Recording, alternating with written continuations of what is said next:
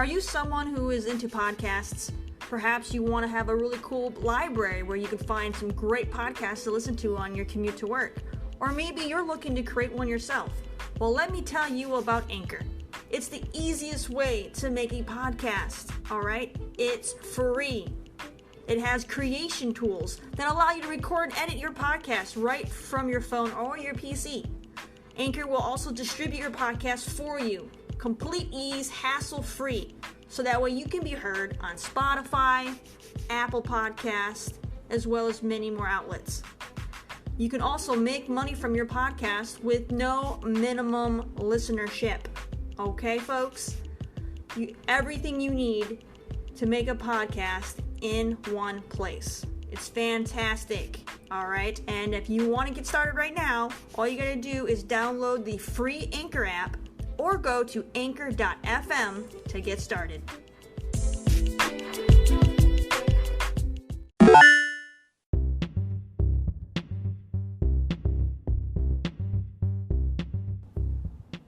Welcome back, everyone, to another exciting episode of Just a Glimpse. Now, I know I haven't had an episode for last week, so I just threw on one of my bonus rants that I've done once before on Twitch.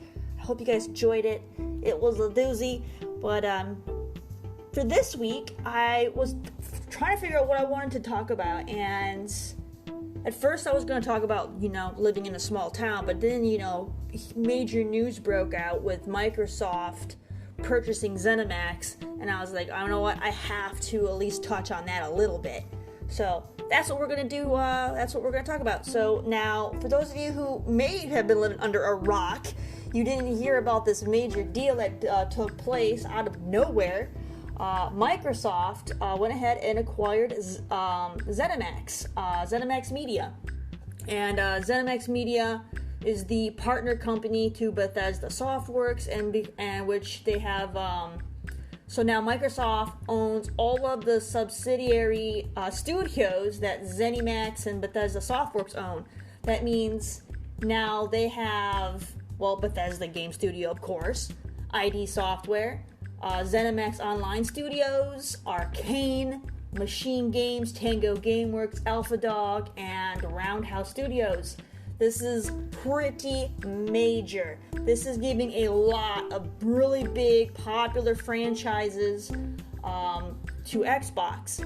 Now, for those of you who might not be familiar with some of these companies, these are going to be games like Elder Scrolls Online, Elder Scrolls, we got Fallout, Doom, Dishonored, Prey, Wolfenstein, Quake. Bethesda has a new game coming out called Starfield. Arcane has a game coming out called Deathloop, and it can go on from there. Now, before y'all start freaking out, don't worry. Xbox did say that they were going to make sure that the promises that were made prior to the purchase with certain games like Deathloop would still be held. So PlayStation, calm down. You're still going to get your precious Deathloop. Microsoft isn't yanking it away from you. It would have been hilarious if they did, but they don't play that way. They honestly don't care where people play their games. They just want people to play their games and they get paid.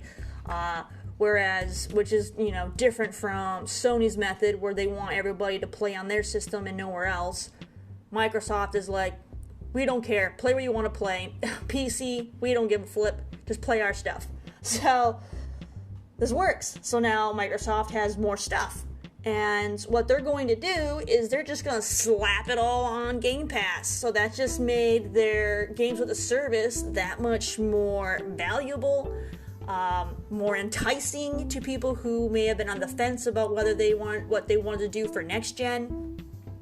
So there you go. So there are plenty of gamers out there that are like me that play a lot more third-party than first-party games. Yes, there are those that choose a console for a specific first-party game. That happens. Whether someone buys an Xbox because they want to get the new Gears, or if someone buys a PlayStation because of Spider-Man, there are those that do that.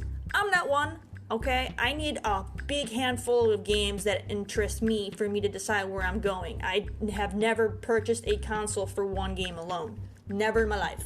And nor will I ever, because that's just not it's just a waste of money in my eyes. I need to have a good library. Now, there are plenty of people that I know as a streamer on Twitch. I know plenty of people that only play Bethesda games. So now, if they're not on PC, even if they are on PC, a lot of the Bethesda gamers are actually PC because of the mod community that they have there.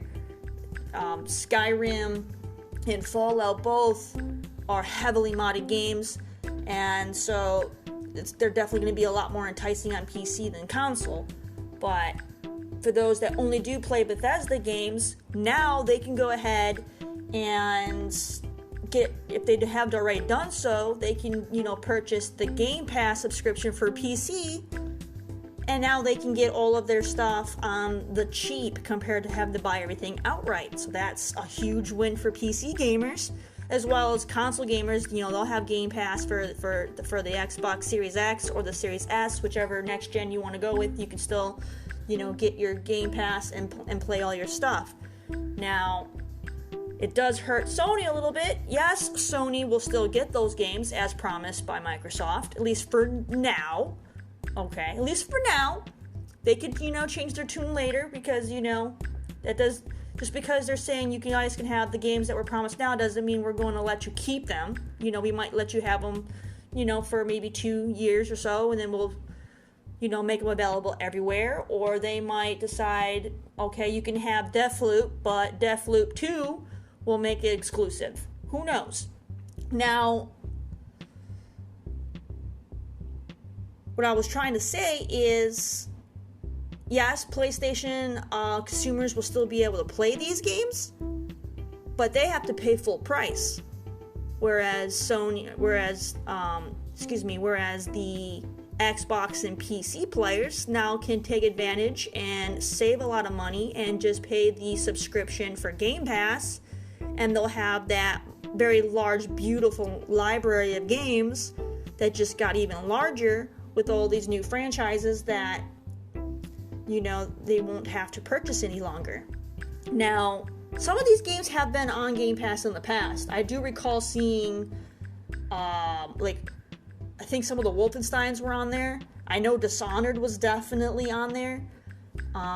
So those would probably be doing a rotation and me making a comeback and things like that. But, it's still a sweet, sweet deal. I'm excited.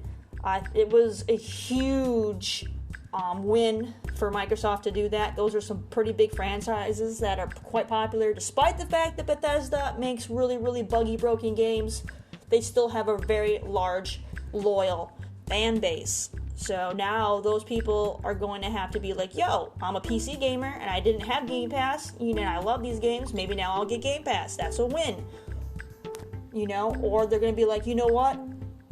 Yes, PlayStation has a couple exclusives that might interest me, but I honestly don't play those that much. I mostly play Bethesda or just third parties in general. So if I'm just going to get a console for third party, I might just go with Xbox now because it'll be cheaper to just deal with a Game Pass subscription than have to dish out $60, $70 a pop for each game that I want to play. So that's a win. And then you're going to have your super hardcore gamer who is just going to buy everything. They'll have PC, they'll have the new Xbox, the new PS5, and whatnot. And they're not going to care. Now, it's just really, really cool. Now, people are asking, or I've been watching Twitter, and people are freaking out, thinking that they're going to lose these games. And Microsoft has always been about play your games anywhere. They don't care where, they want you to play your games anywhere you want, whenever you want, with whomever you want. That's what they've always been pushing lately.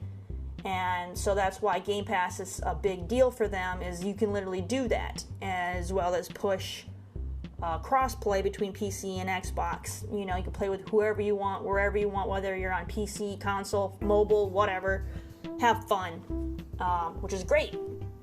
And so I fully believe they're going to stick with just throwing things on Game Pass. Now, if a really, really interesting new IP comes into development that piques Microsoft's interest to play the exclusive card, they may do so. just like they did with Hellblade when they bought that studio, and now that Hellblade 2 is exclusive to, you know, Xbox and PC. You know, they very well could do that with, let's say, Deathloop 2, or maybe if there's a Dishonored 3, or who knows what. They easily could do that if they so choose. And that would be big. I also find it funny that the Sony fanboys are being just that. They're being fanboys, and they're being hypocritical as per usual, where they're crying about how Xbox made this deal and it's wrong, and now Sony has to now buy a studio to counteract it. And I'm like, wait a minute. For as long as I can remember, the Sony fanboys have always been on about exclusives. We want PlayStation's the best because we have exclusives. And now you're mad that Microsoft is like, okay, we'll try to get some stuff that might be potential exclusives. And you're mad. So now you're like, oh, so now you are insisting that Sony goes and buys another company? It's ridiculous. You guys are being ridiculous. You also need to keep in mind that Sony and Microsoft are in completely different weight classes when it comes to finances. Yeah, your precious PlayStation might be making more money than Xbox, but you have to keep in mind that Sony is significantly smaller than Microsoft. All right, we're talking Microsoft being valued. I just did a recent check. Its net worth is over $1 trillion US. Okay, your precious Sony is only worth about $45 billion. And if you counter its sales that it gets, because, you know, PlayStation does do pretty well, you can jump it up to $70 billion. All right. Either way, they're not the same weight class as Microsoft. Microsoft, if they wanted to be super stingy, they could buy Sony. Will they do it? No, because obviously there's going to be, you know, issues with monopolies and stuff like that. Also, Sony isn't hurting for money right now, so they would never sell. Now, if something was to change and they couldn't, and they started to become more desperate financially, maybe they made some bad business deals, overspent, and messed up some budgeting, whatever down the road, and they got themselves in trouble, you know, Big Daddy Microsoft could be like, yo, we'll bail you out, you know, come over to our side, you know, and that could happen. But right now, that's not going to happen. Sony is sitting pretty, they're doing fine. I know that some huge members have come out in the past and said that there was a good chance of PlayStation failing after the PlayStation 3. That's why they had to go and revamp how they were doing things with the PlayStation 4 to save that branch of the company. And PlayStation 4 was very successful. It was a good thing that they made the changes that they did. Otherwise, we very well could have been in that situation where Sony would be looking for a bailout.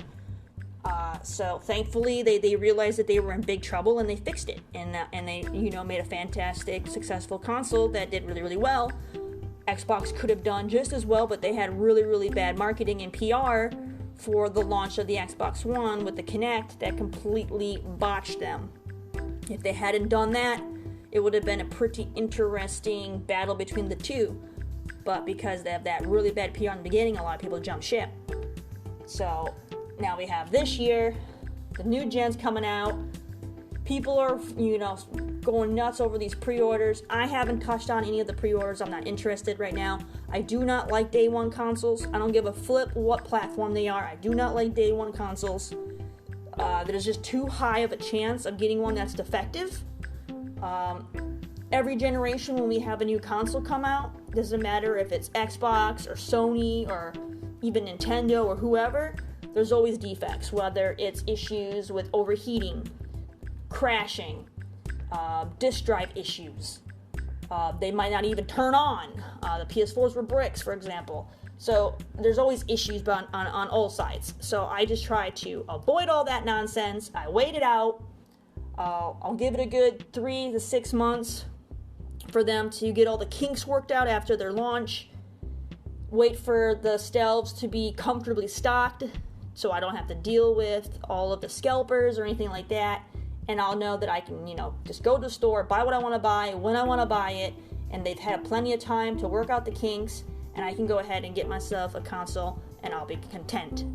There's also no rush to get a console right now anyway, because there's like every single thing that's pretty much coming out for this year, for sure, is all cross-gen. So there's no reason for a push for next-gen. Next-gen right now is nothing more than a hardware upgrade right now. There's no games that are fully supporting it. Everything is going to be available for Xbox One and PlayStation 4 and PC. So I don't want to spend money on an upgrade if it's just going to be a hardware upgrade and I'm not getting any games to utilize that hardware. So I can, wait on that as well. Now, looking at the games that are coming out, the big thing that was drawing my attention on Sony's side was Spider-Man Miles Morales, which now came out by Insomniac confirmed that it's cross-gen. PS4 can play it, so I can scratch that off my list. I no longer need a PS5 for Spider-Man because PS4 gets it. Ratchet & Clank, I do want to play that, but I'm not going to buy a console for it because Ratchet & Clank is going to be something that I'll just play through the one time and I'll move on. So it's going to be a game that I would rent.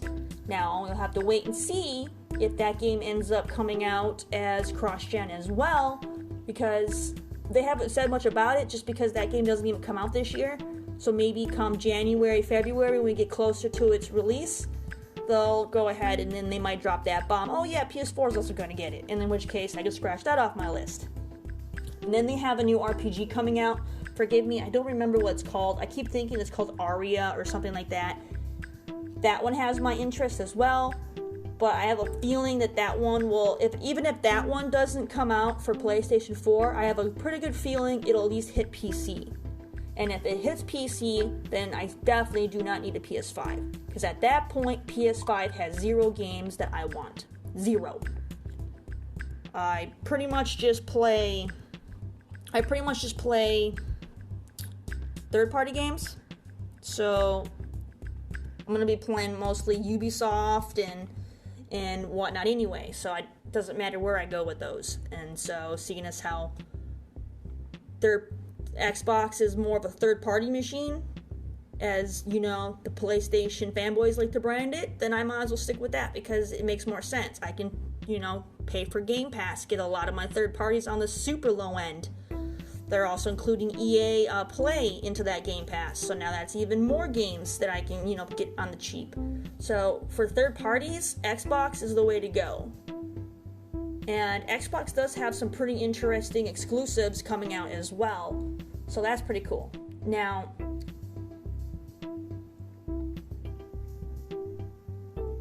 pretty much everything is going to be at least good 1 to 2 years out. So like I said, there's no rush.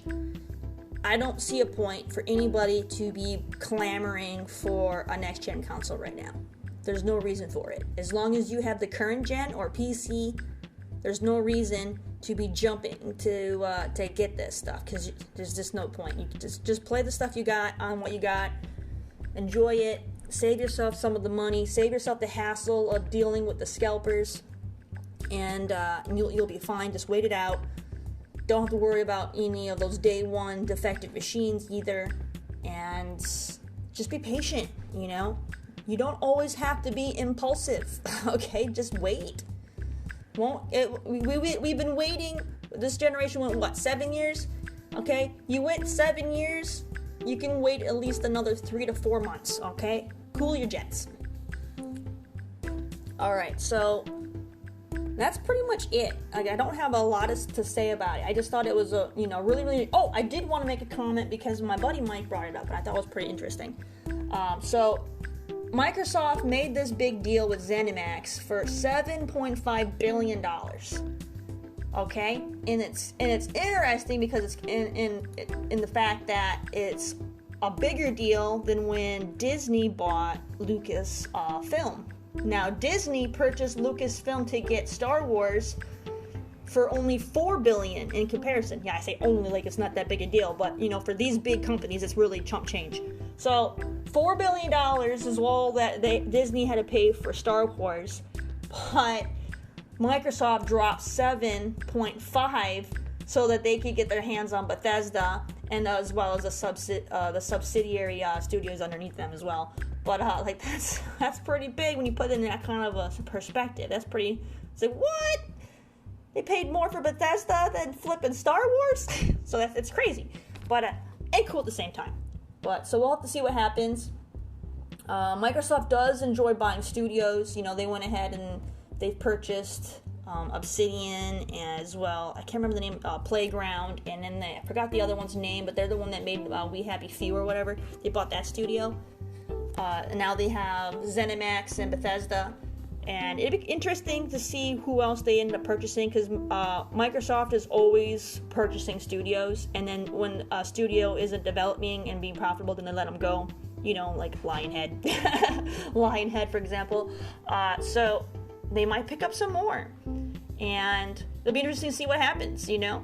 Personally, if they bought, let's say, Square Enix or Crystal Dynamics, I would be in love with that. I think that would be amazing. Capcom would be like insane if they bought Capcom. Now, Capcom says that they don't want to sell to anyone right now. But I did some checking in their numbers. Their net worth isn't that good compared to what their income is. So if they're, say, they're only worth about $1 billion, but they're bringing in off of their games like Devil May Cry and Resident Evil, they're bringing in like over $140 billion, but their value hasn't gone up.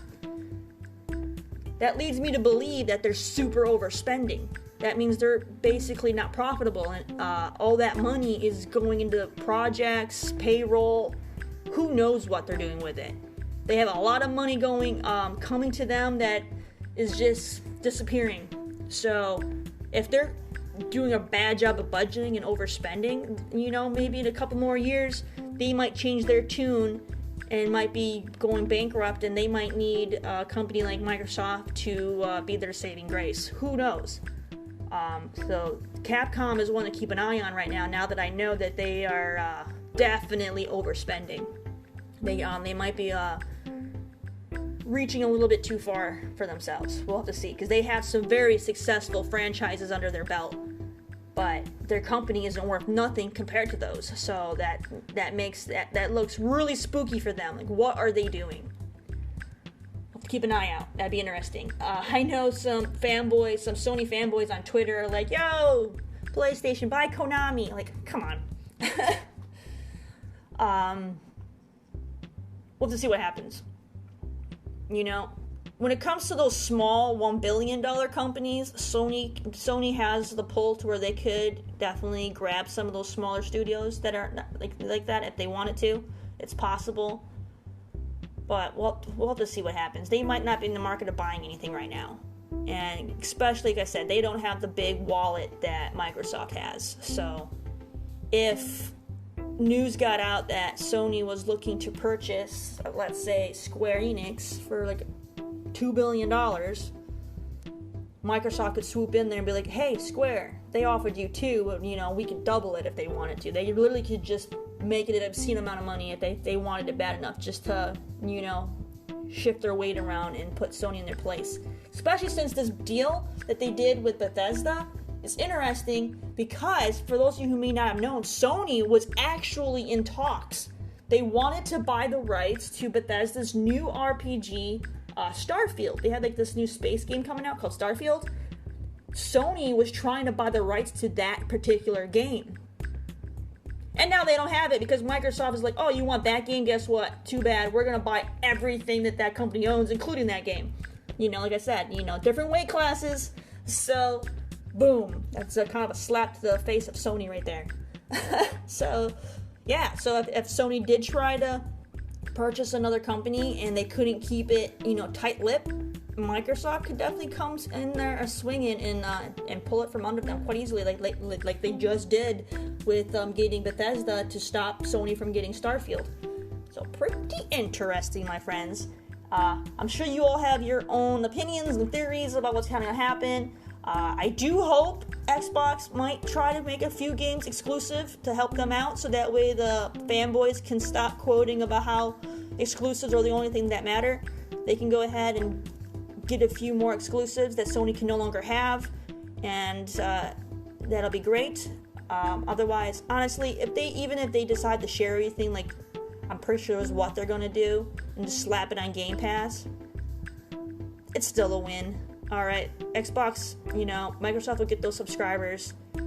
People are gonna want to get those systems to save money, and it's still a win. But it would be nice too, just to shut some of those fanboys up, or at least make them cry a little, if some of those games eventually become exclusive to Xbox and PC, and then PlayStation fans will have to decide, what do they love more, Spider-Man or Elder Scrolls or something, you know what I mean, and pick a side.